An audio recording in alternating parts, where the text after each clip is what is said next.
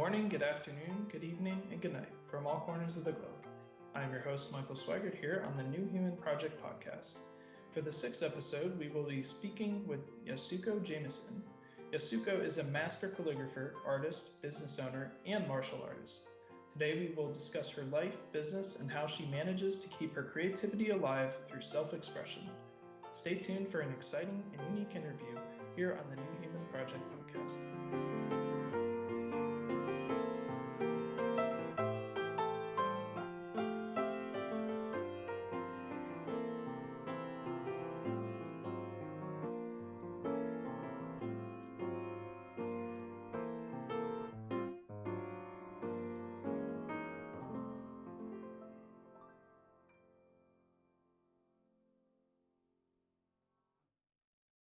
Hello and welcome.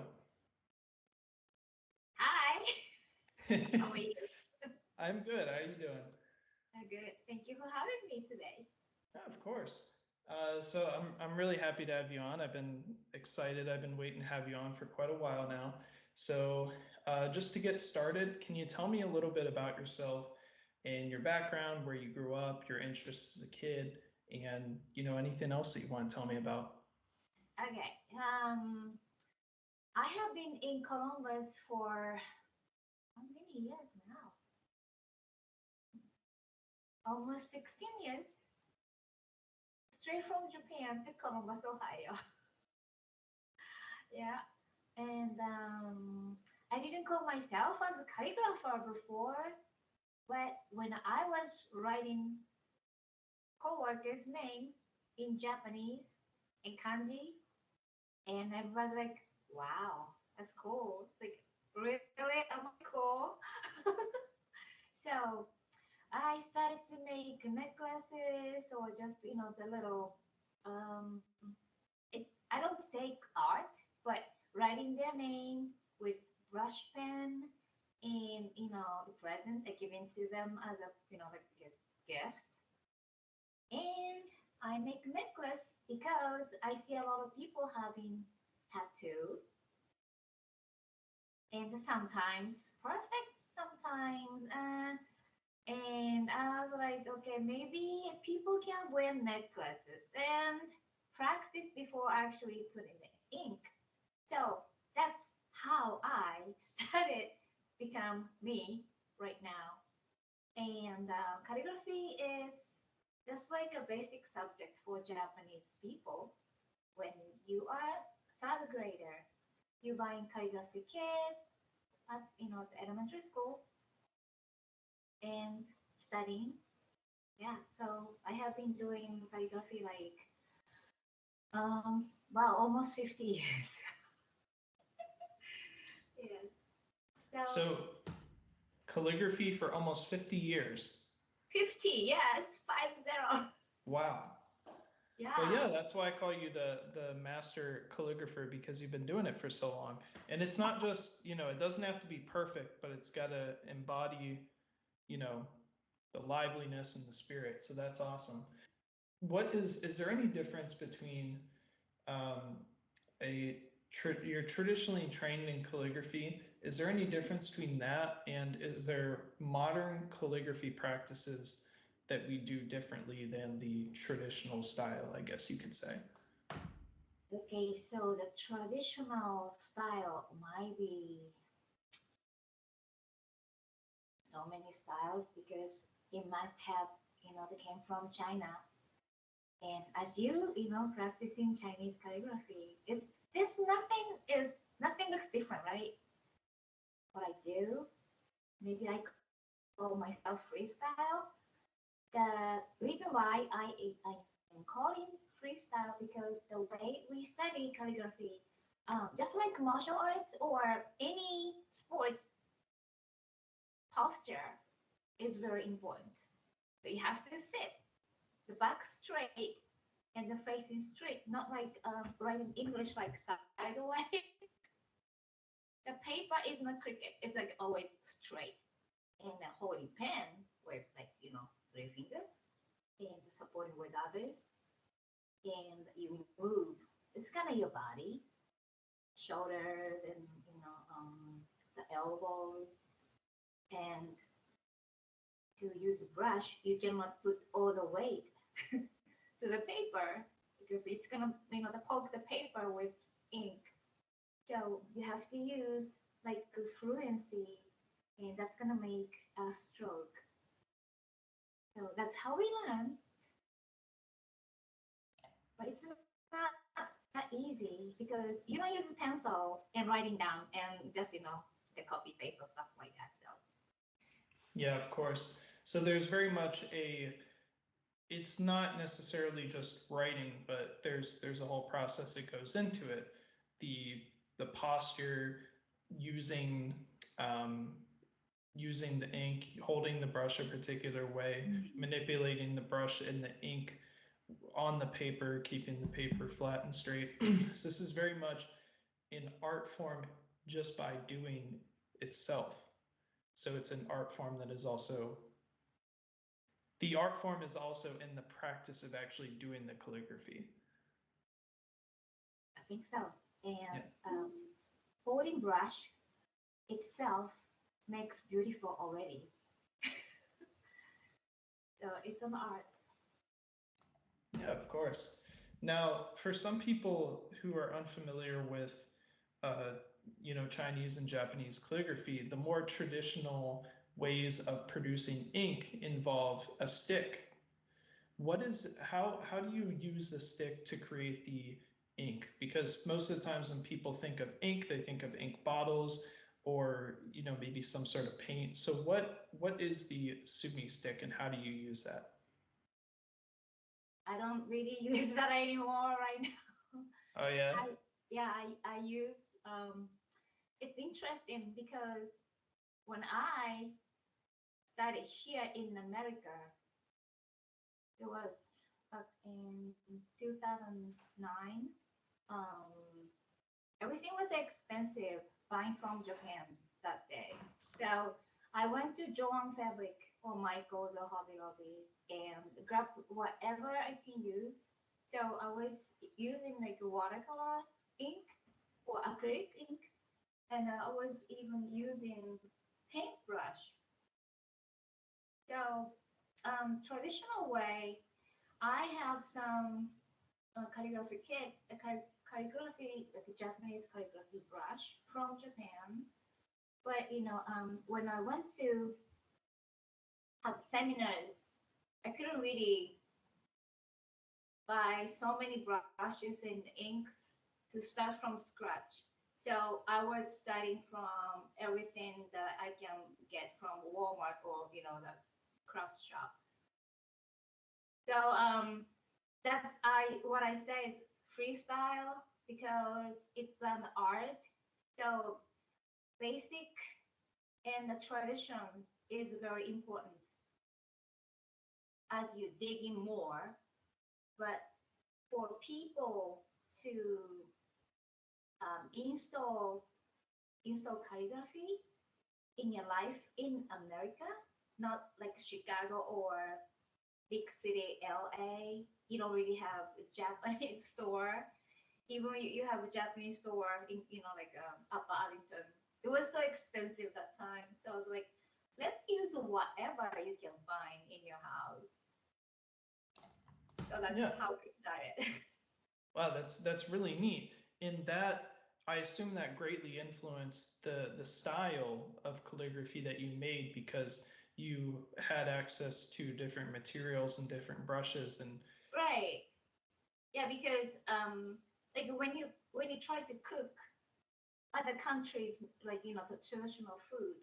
For me, if I am making Mexican food, Indian food, African food, go to the store, like African store, Indian store, Mexican store. If you go to Japanese store, do you know which one you're gonna use to make that Japanese meal? It's really hard. So I made like a harder lower for everybody to cross it. And let's get in.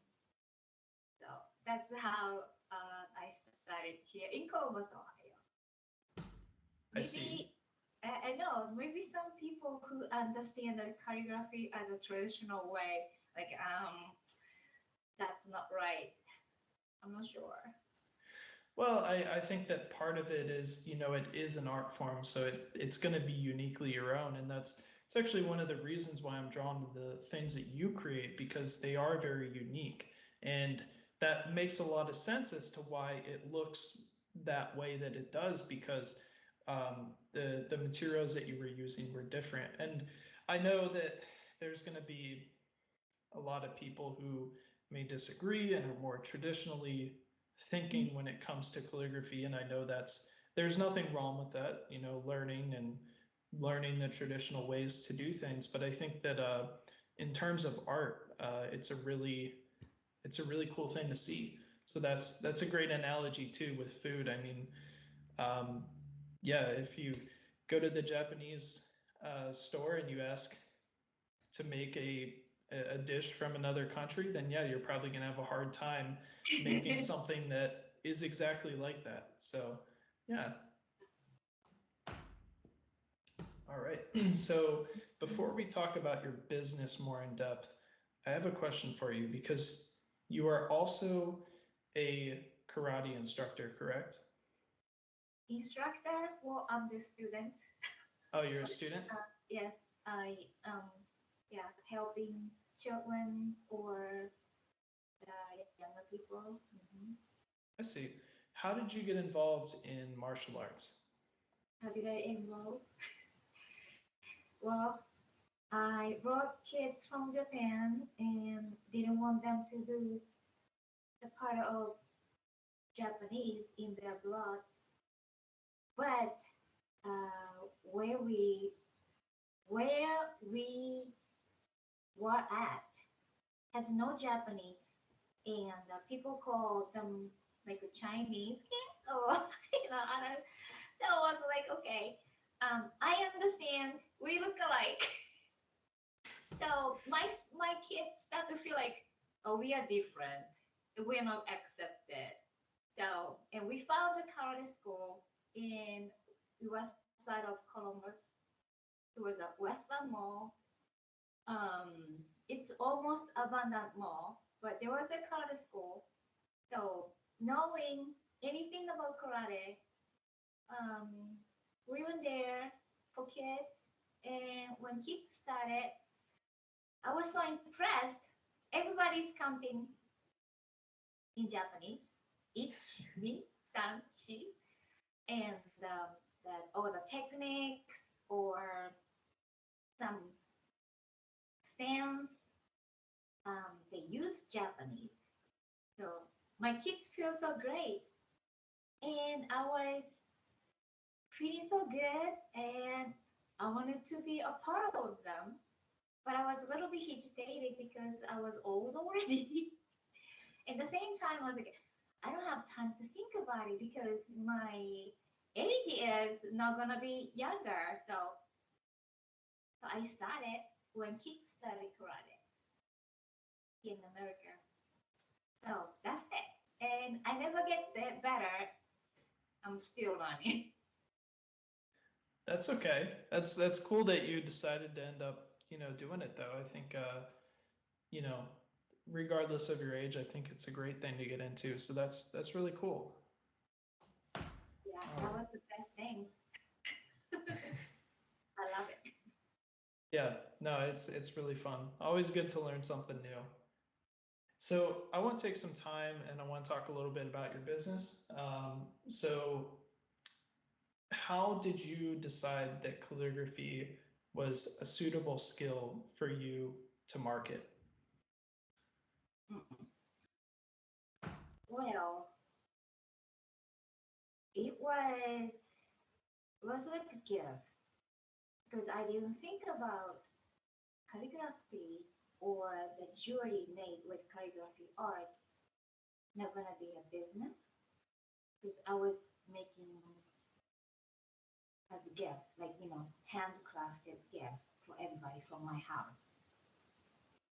But when I was wearing my necklace and went to North Market in downtown Columbus, Ohio, one lady who had a store. She was looking at me and she was looking at my necklace and was like, "What is this?" And this is a Japanese calligraphy. And oh, that's neat. Where did you get it? Oh, I made it myself. I was so proud. And she was like, so wow, interesting. And she asked me if I can make 10 necklaces for her store.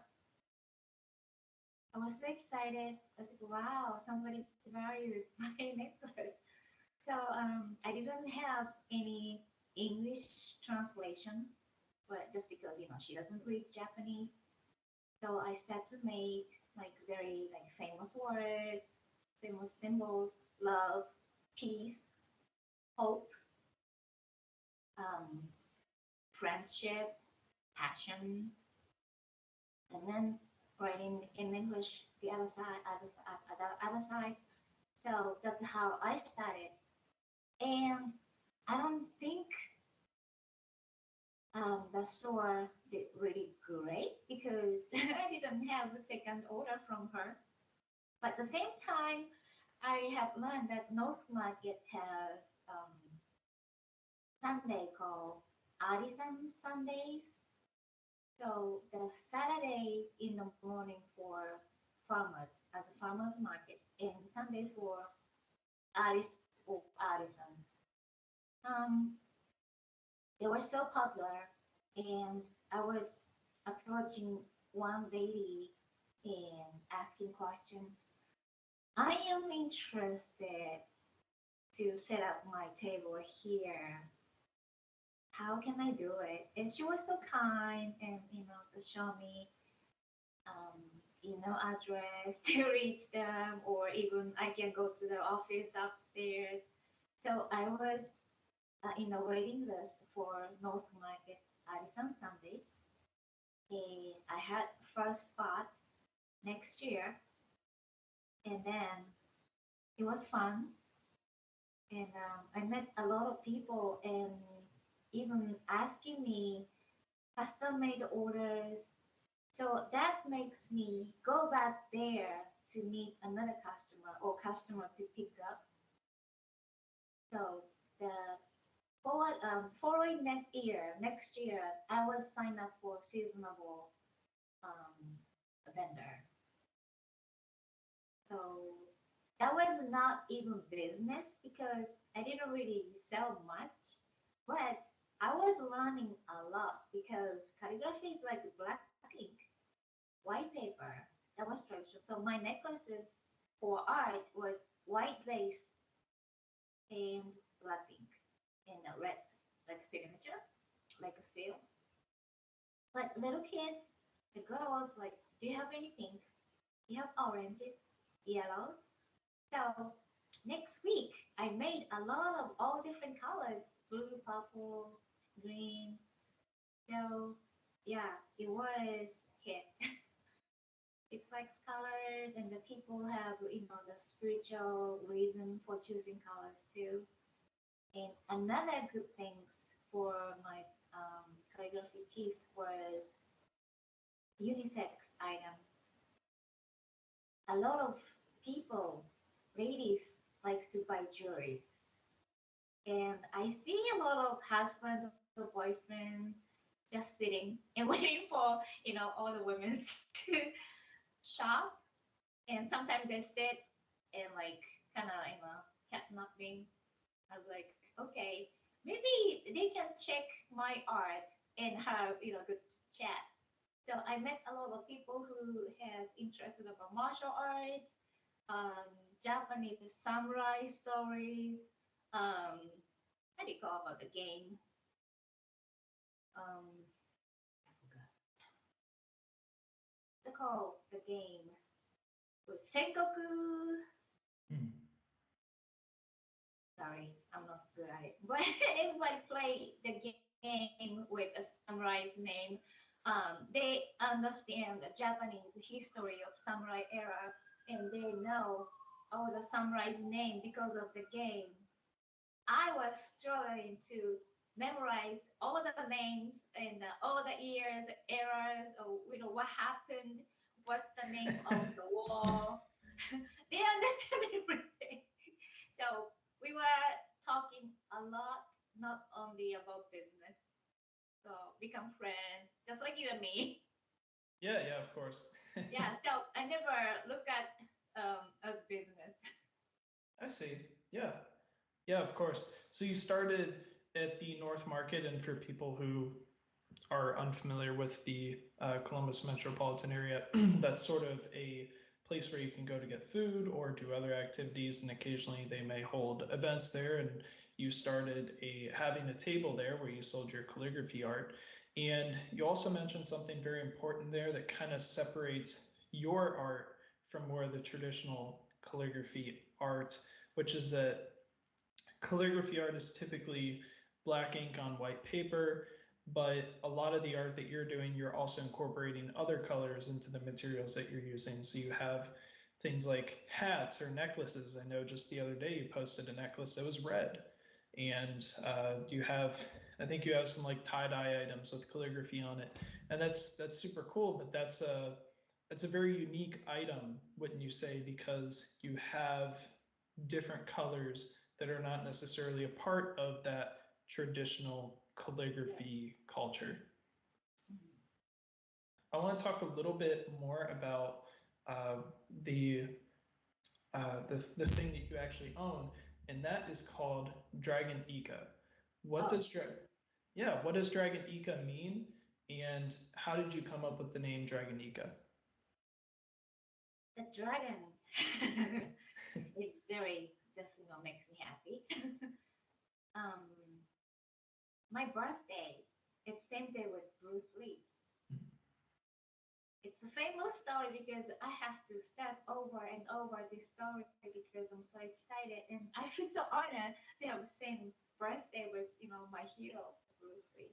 So I love Bruce Lee, but I was not born in Year of the Dragon, and as I said, my son was born in the snake.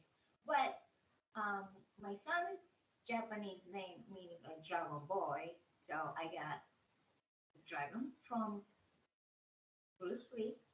And so if he is dragon and my son, I'm the dragon mother, like dragon mommy. So we are dragon family. And any part, any arts, the pieces, necklaces, t-shirts, something writing on the paper, piece of paper. If I am creating, I'm the mother, and that they are my kids, they are my children. So sometimes it's hard to sell because I had too much excitement and love and passion to the little art. So when I see people come to my table and like it and purchased it, I say, okay, listen, they are my children. You're taking my kids to your home. Just pay adoption fee. So we become one family. That's Dragon Nika. So we start a relationship through our kids. So my kids become foster kids to their house. Yeah, so it's very much a sharing of your culture and your passion for something that you also want to share with everyone else. And as a result, the idea is that people will come back to your table at other events and you'll sort of have a family. Yes. Are there any obstacles that you have faced trying to get your products or trying to get into events or trying to share any of your knowledge or creations with the public? Sometimes my art merchandise are not for everybody. So if I go to the shows and if nobody interested in purchasing my merchandise, which is my kids, I'm still proud of myself and my family, my kids. So I am not really disappointed. But sometimes I don't make a lot of money. So I choose to expose my children to where they are comfortable. So that is a little bit, the lessons I started to have like a business in Columbus. So, but I learned a lot, and I was making Ohio shape of necklaces or earrings. Even I have a lot of design of the T-shirts written in Ohio in hiragana, Japanese letter as Ohio shape. So that became a lot of textbooks and learning for myself. So and I'm still having my 9 to 5 full-time job. And my full-time job is not only 9 to 5. I am working with the whole world. So if I choose to work 24 hours, I can communicate with people in Japan or Vietnam, China at nighttime. So that was like my struggle on and off from my full-time job and switch to what my passion goes. I can't wait to retire, but I love my job too. That actually brings me to a question I was going to ask you a little later, but I'm actually curious. Where do you visualize yourself a few years from now? Are you doing Dragon Ika kind of full time or just focusing more on that? I'm kind of curious what you're thinking there. I'm curious too.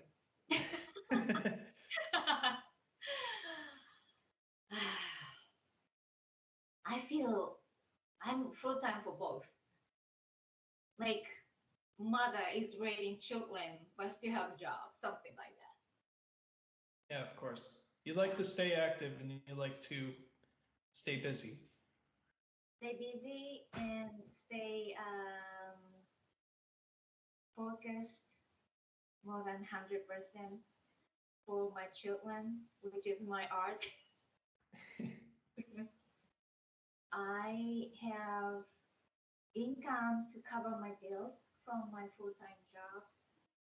Yeah. So I'm truly enjoying what I do. Um, I try to support people that, I could. Yeah. I don't ask money. Yeah, of course. So, what is some advice that you can give to someone who's maybe looking to start their own small business? From my bad experience long time ago when I was young, I was thinking if I start business, I can make money. That was wrong. I had store. um, all my profit was not profit to myself. Went to the rent and the salary for workers, um, purchasing merchandise, paying bills. So I didn't really make money through what I wanted to do. So this Dragon Ika, I started from very, very small expenses. So if you want to start business, I don't want to, put too much from my bad experience because a lot of people experienced in a lot of knowledges and to save the money and to start business. So what I would like to say is do not gamble for your passion. So Yeah. maybe if you have let's say $10,000. Maybe you can use $5,000 or less for your business, but it can keep other half to feed yourself and just take care of your bills. Yeah, of course. So really, when it comes to having a business, your best piece of advice is do something that you're passionate about, but also from your experience, start small and don't gamble your life away and try to, put a bunch of money into something and now you're in debt or, you can't make the money back from your business. Yes, that's through my experience. I see. Yeah. I lost everything. If you lost the money, if you lose trust, it was so hard. I see. So start small, focus on your passions, and don't. I don't know. Maybe because I started small, I'm still having a full-time job. Not sure. I see. Yeah, some people start big and make it like a crypto or stock. Oh yeah. Yeah, I got a little Cryptocurrency. Yeah, I got a little Bitcoins, but very, very little. So when Bitcoins hit, I was like, oh, I wish I put $10,000 that time. Yeah. So it's not advice, just sharing my experience as a worst case scenario. I see. What is the importance of your culture, art, and martial arts in your life, and why do you still do it? What motivates you to keep this practice alive? So the life itself is practice, and I never felt achieved or accomplished, a compromise. Um, always feel like chasing my goals. It's so far. It's like a star. Yeah. You feel like, oh, I can touch it. No, it's far. So more you go, more you understand that it's far. So I'm still keeping myself as a, I don't know, runner. Maybe sometimes walking, but never quit. Always moving forward, just like Bruce Lee, right? Like water, always flowing. Oh yes. Yes. And I like it. The martial arts and art is very reflecting to the real life. As the practice, you practice martial arts and other sports. Um, practice, don't lie. Do you have any projects that you're working on with Dragon Ika or just in your life that you'd like to share that you're excited about? Oh my gosh, it's a lot. Working on myself to be a better person. Yes. I never get tired of being better. But Dragon Ika, I have two new machines that I have to master. I see. Yeah, and I really shouldn't say it right now because I don't know how. Well, that's okay. Yeah. We will be right back. And now, a quick word for our sponsors. As a martial artist, our philosophy and way of life goes beyond the walls of where we train. As an artist of life, self-expression is the name of the game. What better way to express your style than with streetwear that tells others who's in town? Master artist and calligrapher, Yasuko, owner of Dragon Ika Calligraphy Art, has everything you need.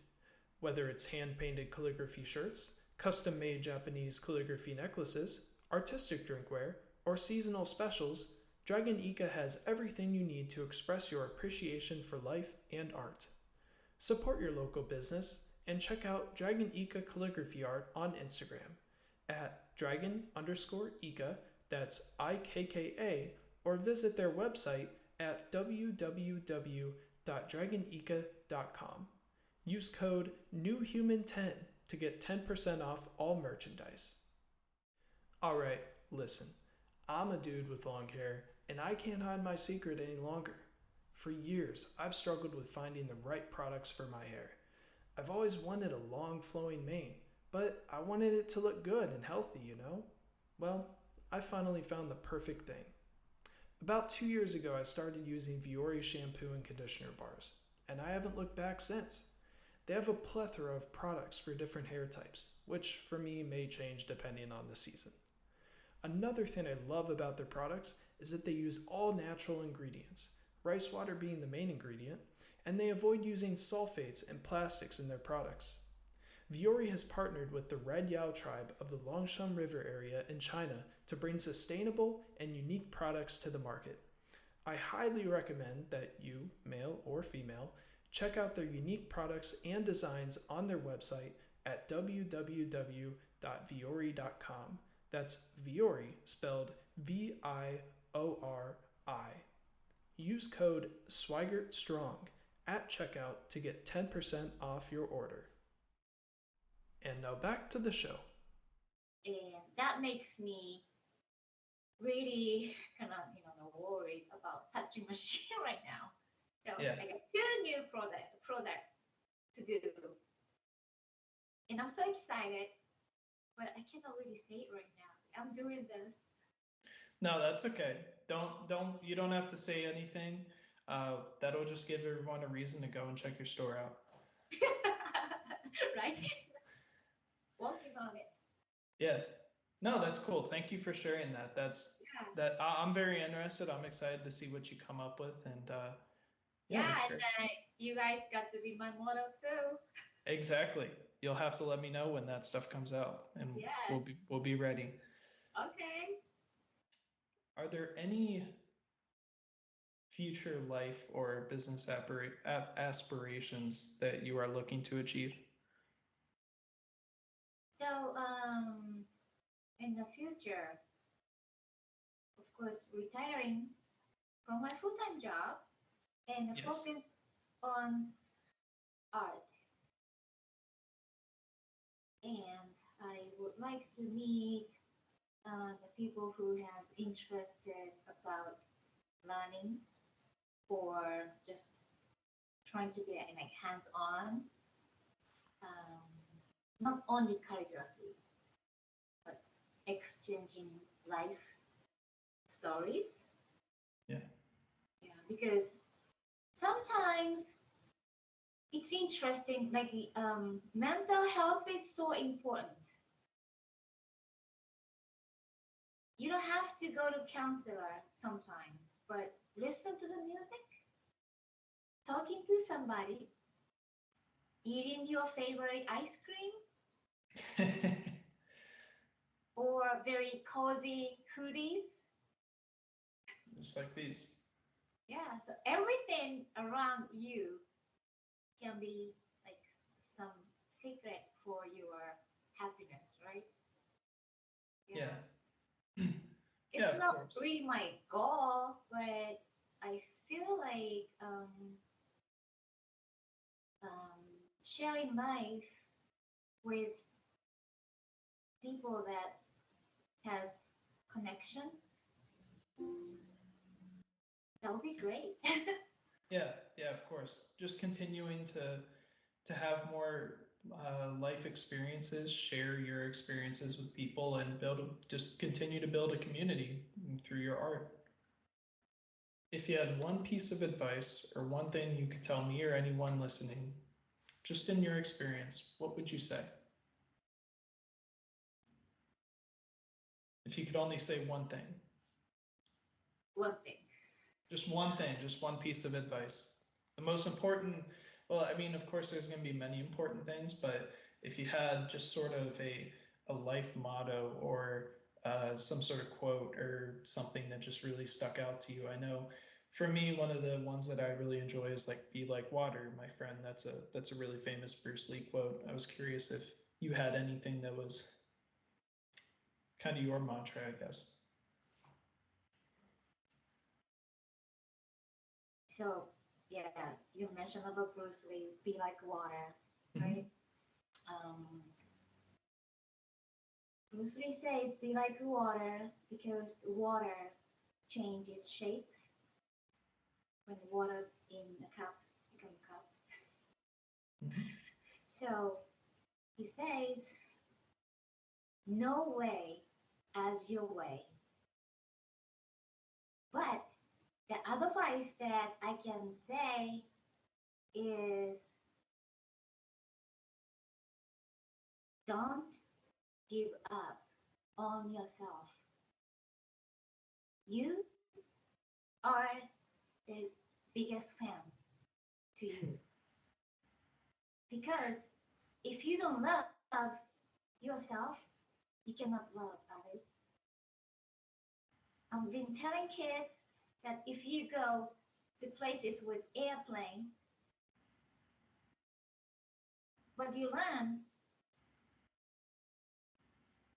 using the mask and the vest, and then they always say, put the mask yourself before helping others. So it's not selfish, but you have to be dedicated to yourself and then you love yourself, not a selfish way.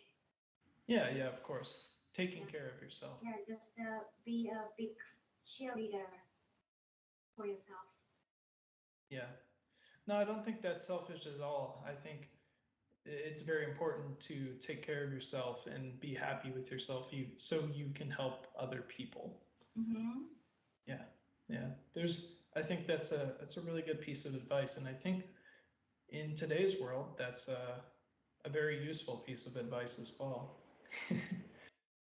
It's hard to help everybody because when you're driving, you see a lot of people who need with sign standing.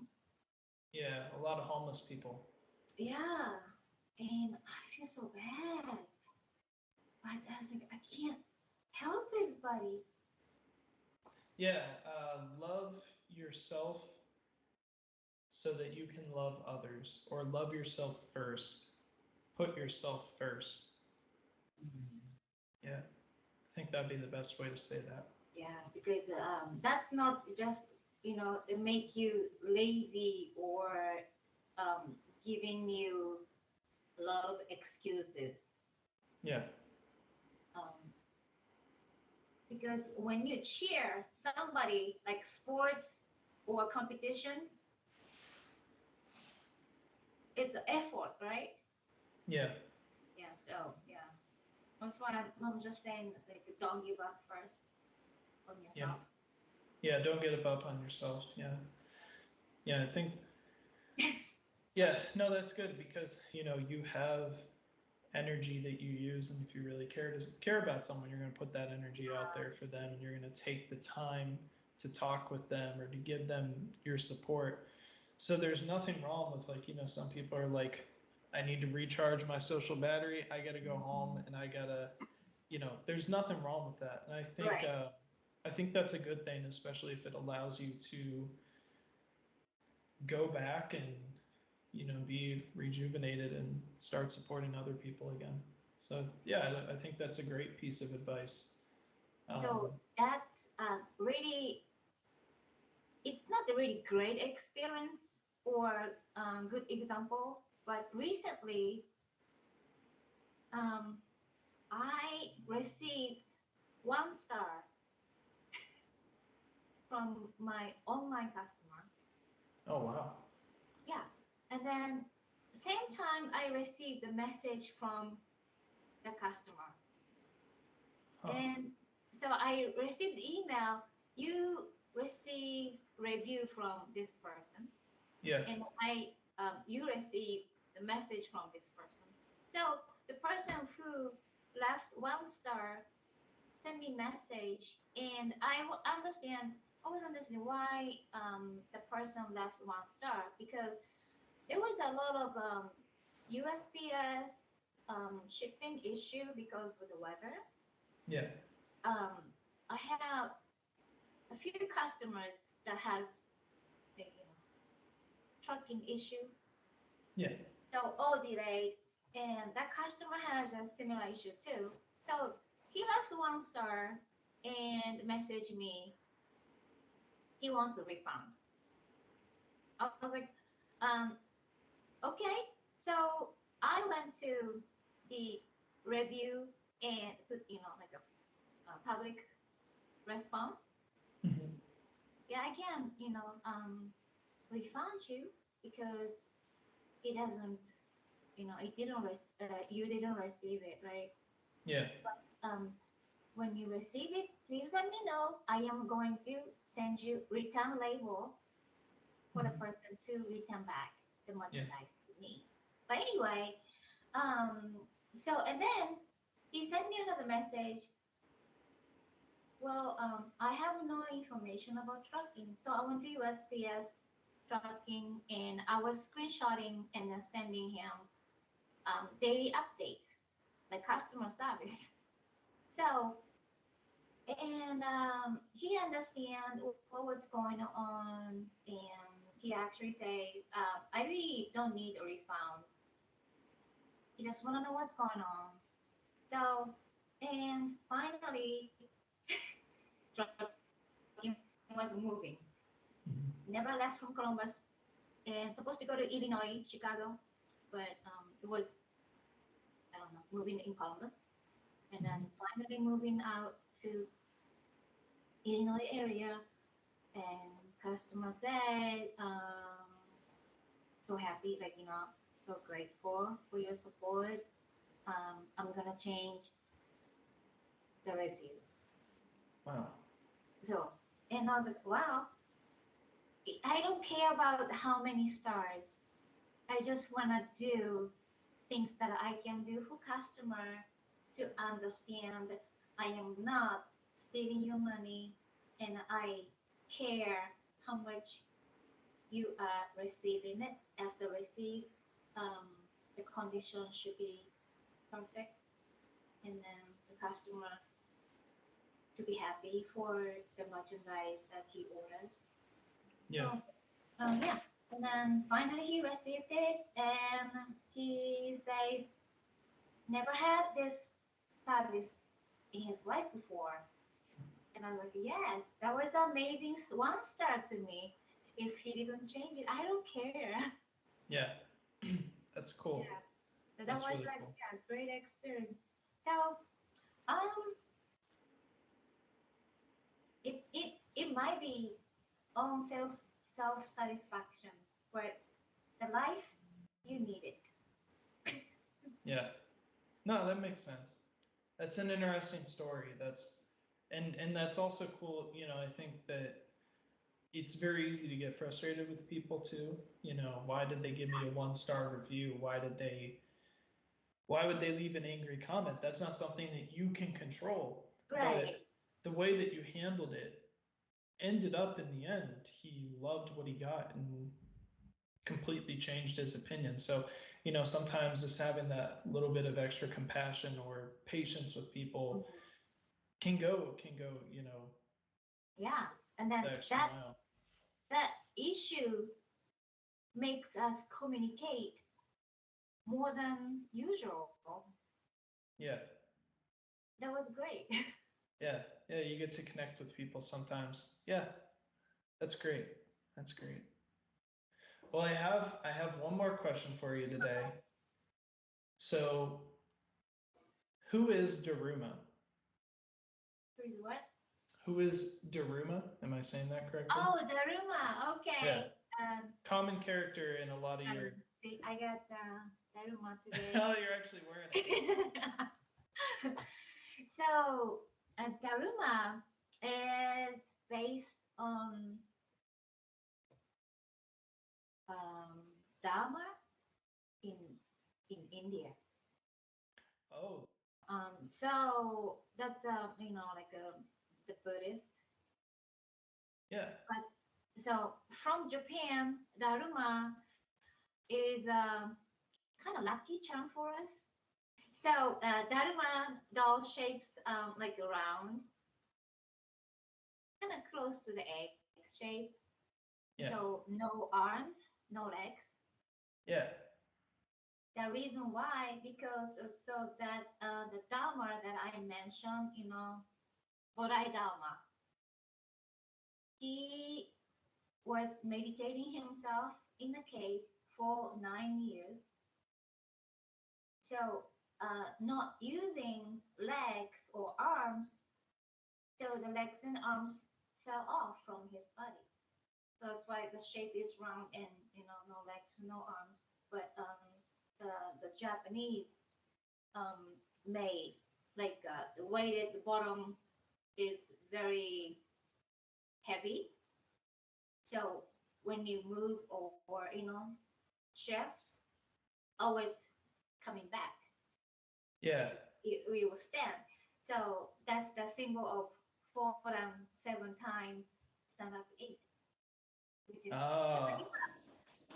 I see, and that is also a saying that I see on some of your calligraphy art as well. So that all makes sense now. Yeah, that's cool. Yeah. So since I was in Ohio, so it says Ohio in hiragana, and I gave him muscles. And I love it. So for those of you who are so he has unable, go ahead. 4 down, 7 times, stand up 8. Oh yeah, the famous quote. So I draw a little bit too. I love that. That's great. It's a very neat personification of, or a very neat take on Daruma.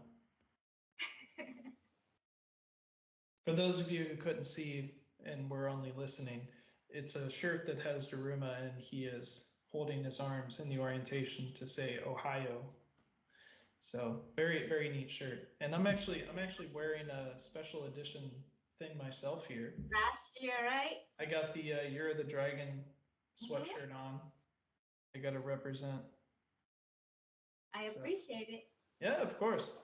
No, and your ad always plays on my podcast. It's in pretty much every episode I have. Well, it's in every normal episode I have. So it was really great getting to talk to you. And maybe now people want to check out your stuff since I always play the ad, and I finally got to talk to you today. Thank you.